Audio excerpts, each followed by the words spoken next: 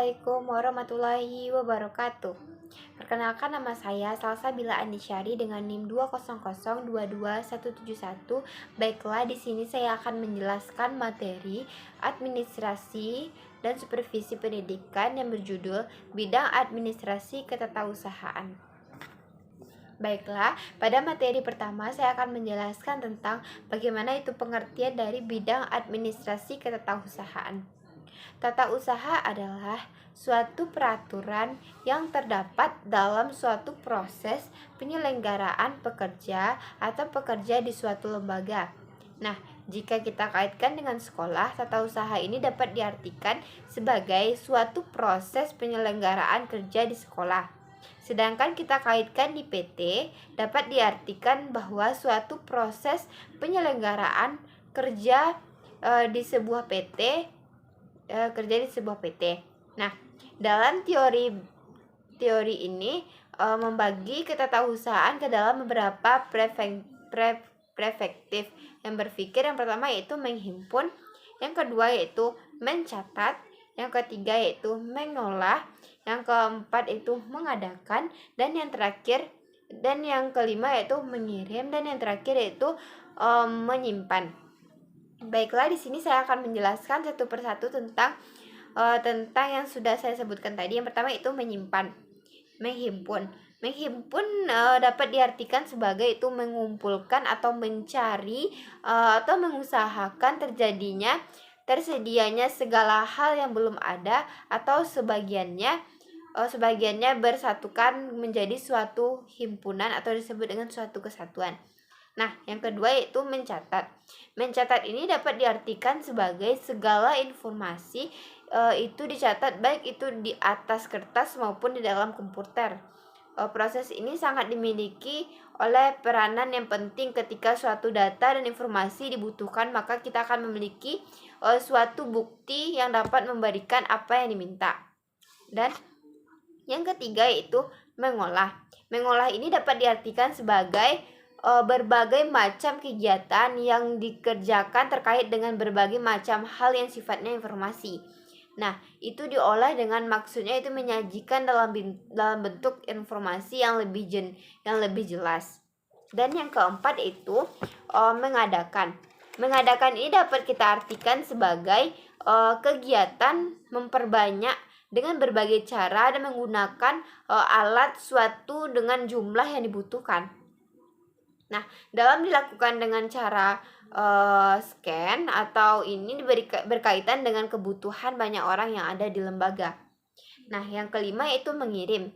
Mengirim ini artinya itu kegiatan untuk menyampaikan atau mengirim yang berbagai macam cara dari suatu pihak ke pihak lainnya. Terdapat informasi baik tertulis maupun tidak tertulis yang sifatnya harus diteruskan kepada pihak yang terkait sebagai bagian suatu kerjasama. Nah, yang terakhir itu menyimpan.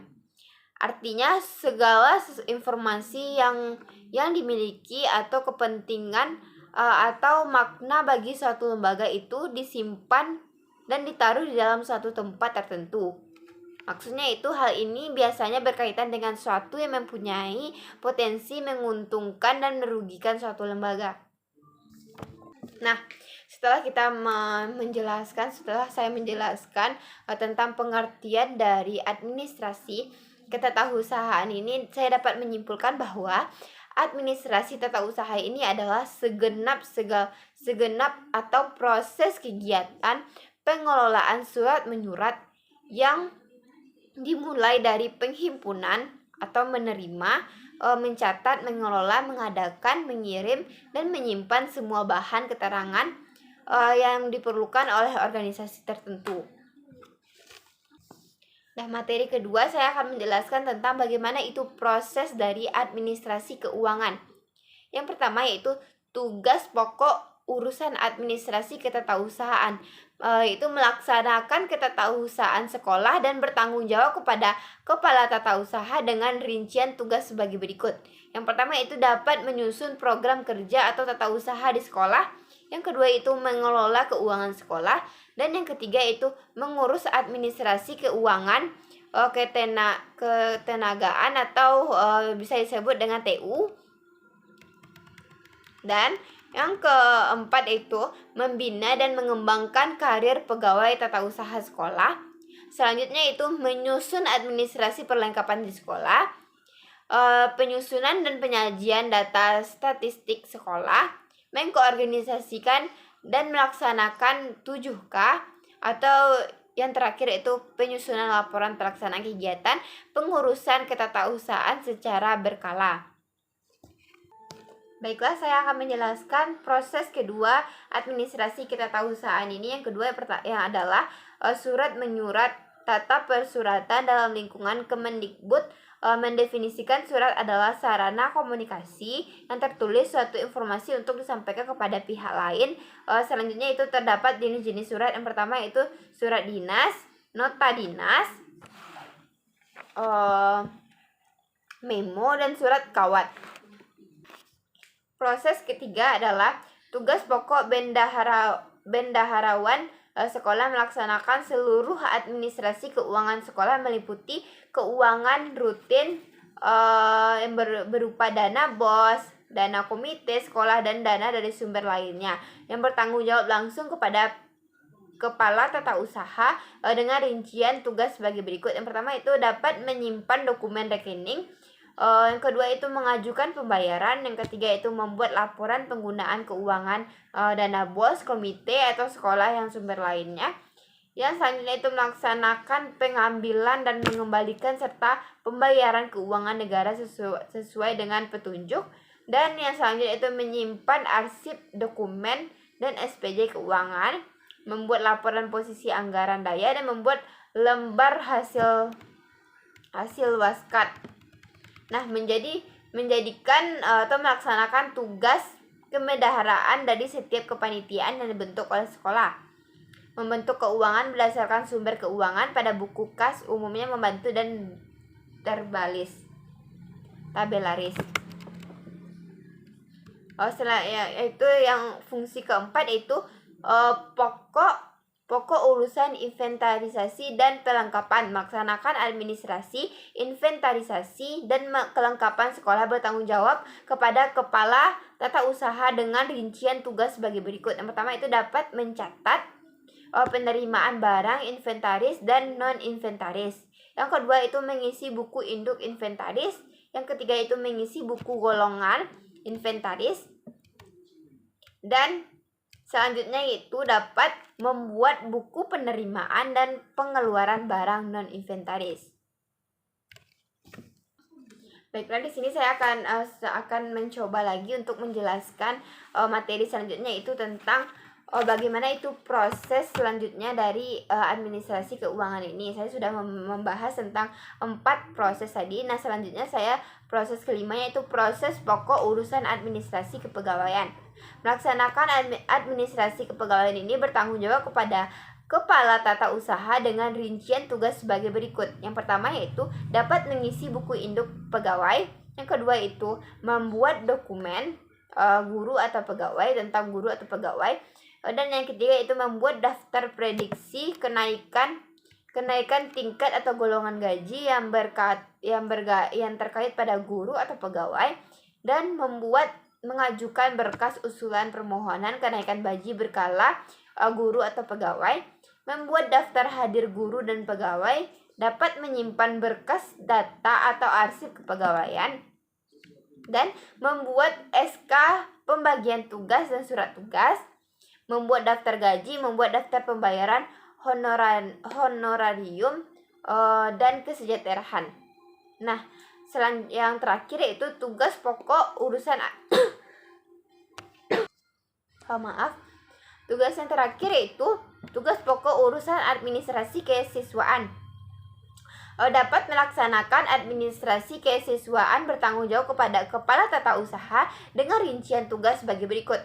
Yang pertama itu dapat membuat daftar nomor induk siswa, dapat mengisi buku klaper siswa, dapat mengisi buku induk siswa, dapat mengisi buku mutasi siswa, dan dapat membuat daftar keadaan bagaimana itu siswa, dan dapat membukukan daftar keadaan siswa, membukukan daftar siswa berkelas, mencatat pendaftaran siswa baru, membuat usulan peserta ujian, menyimpan daftar lulusan, menyimpan daftar penerimaan atau penyerahan STTB, menyimpan daftar kumpulan nilai atau disebut dengan ledger, menyediakan blanko atau pemanggilan orang tua siswa, membuat surat keterangan dan surat mutasi siswa, menyediakan blanko izin keluar masuk kelas, dan mengisi papan data keadaan siswa. Baiklah, di sini saya akan menjelaskan materi selanjutnya, yaitu tentang tata ruang kantor sekolah. Tata ruang kantor sekolah, istilahnya tata ruang kantor ini berasal dari bahasa Inggris, yaitu office, atau sering disebut dengan layered. Tata ruang kantor ini adalah pengaturan atau perabotan mesin dan sebagainya di dalam ruangan yang tersedia. Ada beberapa ahli yang mendefinisikan tata ruang kantor ini, diantaranya sebagai berikut. Yang pertama itu tata ruang adalah penyusunan alat-alat pada letak yang dapat serta mengatur kerja yang memberikan kepuasan bekerja bagi karyawan. Yang kedua itu heavy office layout may be defined as the argument.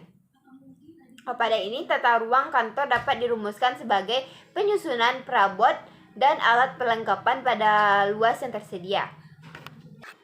Baiklah, di sini saya akan menyimpulkan bagaimana itu dimaksud dengan kantor. Kantor adalah tempat penyelenggaraan pekerjaan. Tata ruang kantor harus diperhatikan demi kelancaran pekerjaan. Ada beberapa asas yang terkait pada tata kantor ini. Tata ruang kantor ini, yang pertama itu asas jarak terpendek, di mana asas jarak terpendek ini proses tata ruang yang baik menggunakan penyelenggaraan pekerjaan kantor dengan jarak terpendek. Artinya itu proses tersebut lebih cepat. Yang kedua itu asas segenap ruang. Artinya itu tata ruang kantor yang baik menggunakan semaksimal mungkin ruangan yang ada sehingga tidak ada ruangan lain tidak terpakai. Yang ketiga itu asas perubahan. Sarana yang tepat pada pekerjaan ini, yaitu sarana memiliki peranan penting terhadap suatu pekerjaan yang memberikan suatu energi yang positif bagi pekerjaan jika suasana tempat pekerjaan itu tersebut bagus dan layak dipakai, yang dapat membuat pekerja nyaman dalam melakukan pekerjaannya. Hal ini biasanya berkaitan dengan tata kursi, meja, pencahayaan, serta alat-alat kantor. Selanjutnya itu di sekolah yang memiliki peranan tata ruang adalah guru, di mana guru-guru ini dapat memberikan pendapat mengenai tata ruang yang ada di sekolah. Biasanya penataan ini berkaitan dengan ruang kelas, lingkungan, sekolah, waktu, dan suasana kelas. Baiklah, di sini saya sudah menjelaskan tentang bagaimana itu administrasi ketatausahaan. Di sini saya dapat menyimpulkan materi yang sudah saya jelaskan tadi, yaitu tata usaha, yaitu semua mekanisme yang dapat membantu, memperlancar, meningkatkan aktivitas dan efisien proses administrasi dengan menyediakan segala data dan informasi yang diperlukan sehingga administrasi tersebut berjalan dengan lancar. Baiklah, hanya itu materi yang dapat saya sampaikan.